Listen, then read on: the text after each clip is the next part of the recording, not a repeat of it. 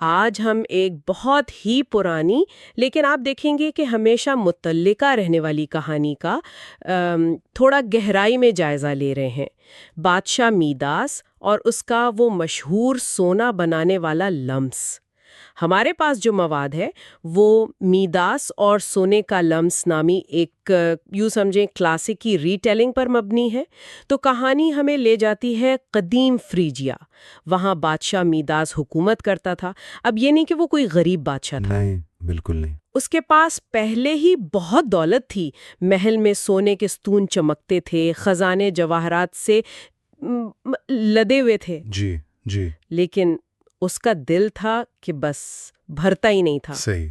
اسے لگتا تھا کہ بس تھوڑا اور سونا مل جائے نا تو وہ دنیا کا سب سے خوش، سب سے طاقتور انسان بن جائے گا۔ آج ہم اسی کہانی کی تہوں کو کھولیں گے اور سمجھنے کی کوشش کریں گے کہ یہ دولت، انسانی خواہشات اور ان کے جو غیر متوقع نتائج ہوتے ہیں ان کے بارے میں کیا سکھاتی ہے۔ خواہش کا اور پھر ان کے نتائج کا موضوع ہے نا، وہ کسی نہ کسی شکل میں ہمیشہ انسانی تجربے کا حصہ رہا ہے۔ یہ کوئی صرف پرانے وقتوں کی بات نہیں ہے۔ صحیح کہا۔ تو کہانی کا آغاز ہوتا ہے میداس سے۔ وہ ایک دن جنگل میں گھوم رہا ہے۔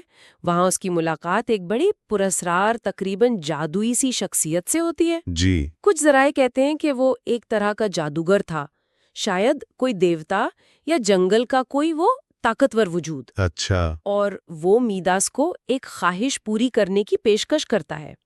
اب یہاں میداس کے پاس موقع تھا کچھ بھی مانگنے کا۔ اور یہیں سے کہانی کا آپ کہیں نفسیاتی پہلو شروع ہوتا ہے۔ اس نے کیا مانگا؟ بغیر ایک لمحہ سوچے فوراً کہہ دیا، میں چاہتا ہوں کہ میں جس چیز کو چھوں وہ خالص سونا بن جائے۔ فوراً، مطلب کوئی لمبی چوڑی سوچ بچار نہیں، بس پہلا خیال ہی سونے کا آیا۔ بالکل، یہاں خواہش کی نوعیت پر غور کرنا بہت ضروری ہے۔ یہ فوری تھی، بغیر سوچے سمجھے کی گئی تھی اور صرف مادی فائدے پر مرکوز تھی۔ اس نے کسی بھی ممکنہ منفی پہلو کو، کسی اگر مگر کو آپ دیکھیں مکمل طور پر نظر انداز کر دیا۔ یہ بے قابو اندھی خواہش کی ایک بہترین مثال ہے۔ اس نے یہ نہیں سوچا کہ سونا بن جانے کا اصل مطلب کیا ہو سکتا ہے، اس کے اثرات کیا ہو سکتے ہیں۔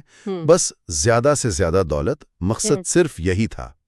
ایک طرح کی ٹنل ویژن جسے کہتے ہیں۔ جی بالکل بھائی۔ اور جادوگر یا وہ جو بھی پراسرار شخصیت تھی وہ مسکرا کر کہتا ہے کہ ٹھیک ہے، کل صبح سورج نکلنے پر تمہاری یہ خواہش پوری ہو جائے گی۔ میداس کی تو خوشی کا کوئی ٹھکانہ ہی نہیں رہا، ساری رات جاگتا رہا، بس سونے کے ڈھیروں کے خواب دیکھتا رہا۔ یہ جو متوقع خوشی ہوتی ہے، اینٹیسپیشن، یہ بھی انسانی نفسیات کا ایک اہم حصہ ہے۔ اکثر ہم کسی چیز کے ملنے کی خوشی سے زیادہ اس کے ملنے کے تصور سے زیادہ خوش ہوتے ہیں۔ خیر، اگلی صبح ہوتی ہے، میداس کی آنکھ کھلتی ہے، وہ بڑے جوش میں اٹھتا ہے اور سب سے پہلے اپنے پلنگ کے کونے کو چھوتا ہے اور وہ فوراً ٹھوس چمکدار سونا بن جاتا ہے۔ ارے واہ! وہ حیران اور خوش ہوتا ہے۔ پھر وہ اپنی میز کو ہاتھ لگاتا ہے، کرسی کو چھوتا ہے، کھڑکی کے پردے، سب کچھ سونا، سب کچھ۔ ہاں، وہ خوشی سے چیختا ہے، میں دنیا کا سب سے امیر، سب سے طاقتور بادشاہ بن گیا ہوں۔ یہ ابتدائی لمحہ تو خالص خوشی اور وہ کامیابی کا احساس دلا رہا ہے۔ اسے لگ رہا ہے جیسے اس نے کائنات کا سب سے بڑا راز پا لیا ہے، دولت کا حتمی فارمولا مل گیا۔ وہ اسی جوش میں بھاگتا ہوا اپنے محل کے باغ میں جاتا ہے۔ وہاں اتنے خوبصورت پھول کھلے ہوئے ہیں، ایک گلاب کو چھوتا ہے، او نہیں! وہ بھی فوراً سونے کا بن جاتا ہے، پتے، ٹہنیاں سب سونے کے۔ اچھا۔ وہ ایک پتھر اٹھاتا ہے، وہ بھی سونے کا ڈلہ بن جاتا ہے۔ وہ کہہ کے لگا رہا ہے، ناچ رہا ہے، اپنی قسمت پہ نازاں ہے۔ اسے لگ رہا ہے اب تو بس کوئی اس کا مقابلہ نہیں کر سکتا۔ یہاں ایک دلچسپ نقطہ یہ ہے کہ وہ فطرت کی خوبصورتی کو بھی ایک بے جان اگرچہ قیمتی دھات میں بدل رہا ہے۔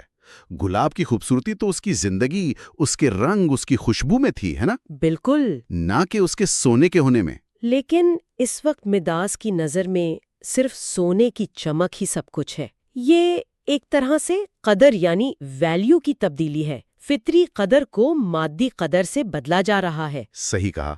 لیکن یہ خوشی اور جشن زیادہ دیر نہیں چلتا۔ اب بادشاہ سلامت کو بھوک لگتی ہے۔ شاہی دسترخوان سجایا جاتا ہے، انواع و اقسام کے کھانے، پھل، مشروبات۔ میداس بڑے شوق سے ایک نرم روٹی کا ٹکڑا اٹھاتا ہے، اور جیسے ہی وہ اسے منہ تک لاتا ہے کیا؟ وہ سونے کا بن جاتا ہے۔ اوہ، یہ ہے پہلا حقیقی ٹکراؤ حقیقت سے۔ بالکل، وہ حیران رہ جاتا ہے۔ چلو کوئی نہیں، وہ سوچتا ہے پانی پی لیتا ہوں۔ جیسے ہی وہ پانی کا گلاس اٹھاتا ہے، گلاس تو پہلے ہی سونے کا بن چکا ہوتا ہے اور اندر کا پانی بھی چھونے سے پہلے ہی ٹھوس سونا بن جاتا ہے۔ پانی بھی؟ انگور کا خوشہ پکڑتا ہے، سب کچھ سونا سونا سونا۔ وہ چیخ اٹھتا ہے، یہ کیا ہو رہا ہے؟ میں کچھ کھا پی کیوں نہیں سکتا؟ بھوک اور پیاس سے اس کا برا حال ہونے لگتا ہے۔ یہ کہانی کا ایک انتہائی اہم موڑ ہے۔ یہاں جو تلخ ستم ظریفی ہے، آئرنی، وہ اپنے عروج پر ہے۔ جس چیز کی اس نے سب سے زیادہ خواہش کی تھی، سونا، وہی اب اسے زندگی کی بنیادی ترین ضروریات یعنی غذا اور پانی سے محروم کر رہی ہے۔ یہ اس بنیادی سچائی کو واضح کرتا ہے کہ دولت بذات خود کوئی قدر نہیں رکھتی، بلکہ اس کی قدر اس بات میں ہے کہ وہ کیا چیزیں ممکن بناتی ہے۔ اس معاملے میں تو اس کی دولت زندگی کو ہی ناممکن بنا رہی تھی۔ یہ تو واقعی ایک عجیب مخمصہ ہے، سونا اتنا زیادہ، لیکن اس سونے کا کرے کیا جب وہ بھوک پیاس ہی نہ مٹا سکے؟ بالکل، یہ سوال اٹھاتا ہے کہ ویلیو یا قدر کا اصل مطلب کیا ہے؟ کیا دولت کا مطلب صرف سونا، پیسہ یا مادی اشیاء ہیں؟ یا اصل قدر ان چیزوں میں ہے جو زندگی کو ممکن اور بامانی بناتی ہیں، جیسے خوراک، پانی، صحت، تعلقات؟ صحیح۔ مداس کا تجربہ ہمیں مجبور کرتا ہے کہ ہم ان سوالات پر غور کریں۔ اس نے سونے کی ایکسچینج ویلیو تو حاصل کر لی، لیکن اس کی یوز ویلیو اس کے لیے صفر ہو گئی، بلکہ منفی ہو گئی۔ اور پھر کہانی کا سب سے دردناک، سب سے المناک لمحہ آتا ہے جب وہ اسی پریشانی اور بھوک پیاس کی حالت میں بیٹھا ہوتا ہے۔ اس کی چھوٹی پیاری بیٹی زوئی، جس سے وہ دنیا میں سب سے زیادہ محبت کرتا تھا، کھیلتی ہوئے کمرے میں آتی ہے۔ اچھا، وہ بھاگ کر اپنے باپ کی گود میں چڑھ جاتی ہے، اسے گلے لگاتی ہے۔ یہ تو ایک انسانی تعلق کا خوبصورت مما ہونا چاہیے تھا۔ ہاں، لیکن جیسے ہی مداس اپنی بیٹی کو پیار سے تھپ تھپانے کے لیے ہاتھ بڑھاتا ہے، اس کا ہاتھ زوئی کو چھوتا ہے۔ نہیں! اور وہ جیتی جاگتی ہنستی کھیلتی بچی فوراً ایک بے جان چمکتا ہوا سونے کا مجسمہ بن جاتی ہے۔ اف خدایا، یہ تو ناقابل تصور ہے۔ مداس کی چیخ نکل جاتی ہے، زوئی میری بچی نہیں! وہ اس سونے کے مجسمے کو جھنجھوڑتا ہے، اسے پکارتا ہے، لیکن وہاں صرف خاموشی اور سونے کی سرد چمک ہوتی ہے۔ اوہ! اس کی آنکھوں سے آنسوؤں کی جھڑی لگ جاتی ہے۔ اب اسے پہلی بار اپنی خواہش کی اصل قیمت سمجھ آتی ہے۔ وہ روتے ہوئے کہتا ہے، یہ سونا نہیں، یہ لعنت ہے، میں نے کیا کر دیا؟ یہ کہانی کا کلائمیکس ہے۔ یہاں مداس کے لالچ کی حتمی قیمت سامنے آتی ہے، انسانی تعلقات اور محبت کا مکمل خاتمہ۔ جس دولت کو وہ خوشی اور طاقت کا ذریعہ سمجھ رہا تھا، اس نے اس سے وہ چھین لیا جو واقعی اس کی زندگی میں سب سے قیمتی تھا۔ بالکل۔ یہ مادی دولت اور جذباتی یا انسانی قدر کے درمیان جو تصادم ہے، اس کی اس سے زیادہ واضح مثال نہیں ہو سکتی۔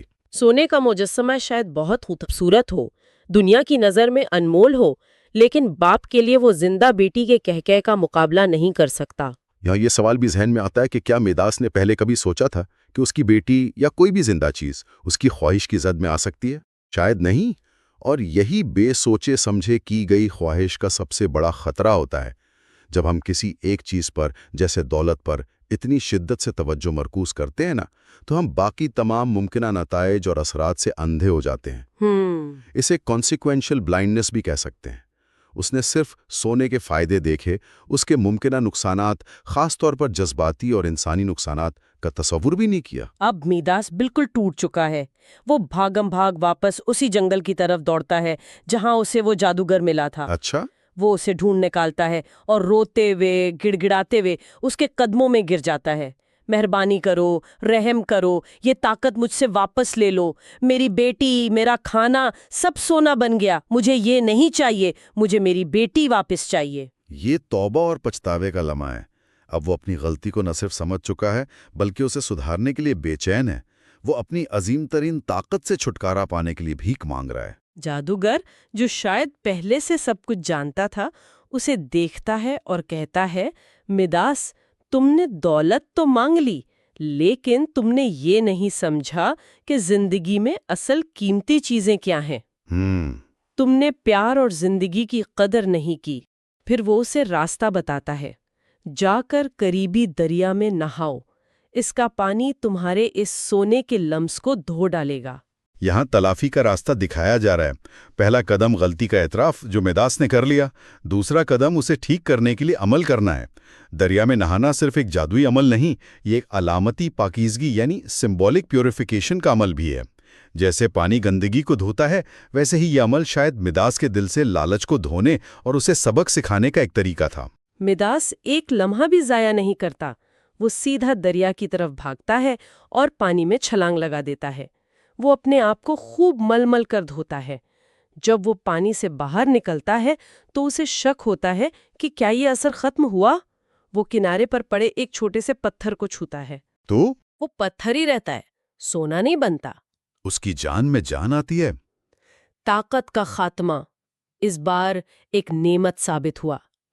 وہ دیوانہ وار بھاگتا ہوا واپس اپنے محل پہنچتا ہے، سیدھا اس کمرے میں جاتا ہے جہاں اس کی بیٹی کا سونے کا مجسمہ کھڑا تھا۔ کانپتے ہاتھوں سے ڈرتے ڈرتے وہ اسے چھوتا ہے، اور جیسے ہی اس کا ہاتھ لگتا ہے سونے کی چمک ختم ہوتی ہے اور زوئی واپس ایک جیتی جاگتی سانس لیتی ہوئی بچی بن جاتی ہے۔ شکر ہے۔ وہ آنکھیں کھولتی ہے اور اپنے باپ کو دیکھ کر پوچھتی ہے، ابا آپ رو کیوں رہے ہیں؟ سب ٹھیک ہے؟ کہانی کا جذباتی نقطۂ عروج، کھوئی ہوئی چیز کا واپس مل جانا۔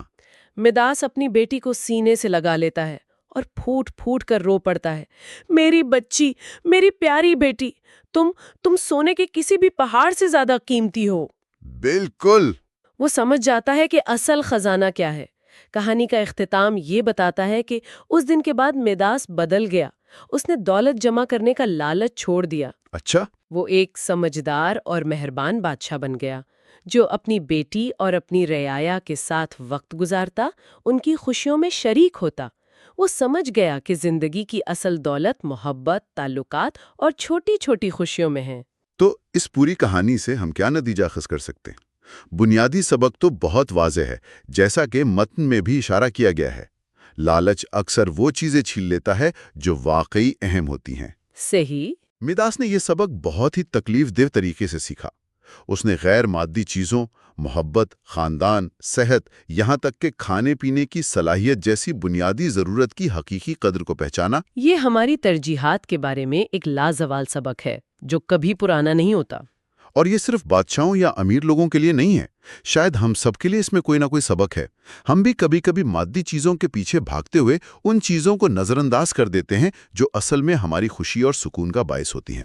بالکل، یہ کہانی ہمیں یاد دلاتی ہے کہ حقیقی خوشی شاید مزید حاصل کرنے میں نہیں، بلکہ جو ہمارے پاس ہے اس کی قدر کرنے میں ہے۔ یہ ہمیں موقع فراہم کرتی ہے کہ ہم اپنی زندگی میں سونے اور زوئی کے استعاروں کو پہچانیں، یعنی وہ کیا چیزیں ہیں جو ہم دولت یا کامیابی کے نام پر قربان کرنے کو تیار ہو جاتے ہیں، اور کیا وہ واقعی اس قابل ہیں۔ یہ ہمیں اپارچونٹی کاسٹ کے بارے میں بھی سوچنے پر مجبور کرتی ہے۔ ہر انتخاب کی ایک قیمت ہے۔ مداس نے سونے کا انتخاب کیا اور اس کی قیمت اس کی بیٹی اور اس کی اپنی انسانیت تھی۔ تو یہ تھا مداس بادشاہ اور اس کے سنہری لمس کا قصہ، بے پناہ دولت کی اندھی خواہش سے شروع ہو کر گہرے ذاتی نقصان سے گزرتے ہوئے اور بالآخر زندگی کی حقیقی قدر کو سمجھنے تک کا سفر۔ ایک سادہ سی لوک کہانی جو صدیوں سے انسانوں کو غور و فکر پر مجبور کر دی آئی ہے۔ اور یہاں ایک آخری نقطہ چھوڑ جاتے ہیں سامعین کے سوچنے کے لیے۔ جی؟ وہ جب چاہتا کسی چیز کو سونا بنا سکتا اور جب چاہتا یہ صلاحیت بند کر سکتا، تو کیا کہانی کا نتیجہ اور اس کا سبق مختلف ہوتا؟ اچھا سوال ہے۔ کیا کنٹرول کا عنصر بے پناہ طاقت یا دولت کے خطرات کو کم کر دیتا ہے؟ یا یہ صرف خطرے کی نوعیت کو بدل دیتا ہے؟ بالکل۔ کیا وہ پھر بھی لالچ کا شکار ہوتا؟ شاید زیادہ محتاط طریقے سے، یا وہ اسے ذمہ داری سے استعمال کر پاتا؟ کیا کنٹرول شدہ طاقت بھی انسان کو ویسی ہی تبدیل کر سکتی ہے جیسے بے قابو طاقت کرتی ہے؟ یہ وہ سوالات ہیں جن پر اس لازوال کہانی کو سننے کے بعد غور کیا جا سکتا ہے کہ طاقت، کنٹرول اور انسانی فطرت کا آپس میں کیا تعلق ہے۔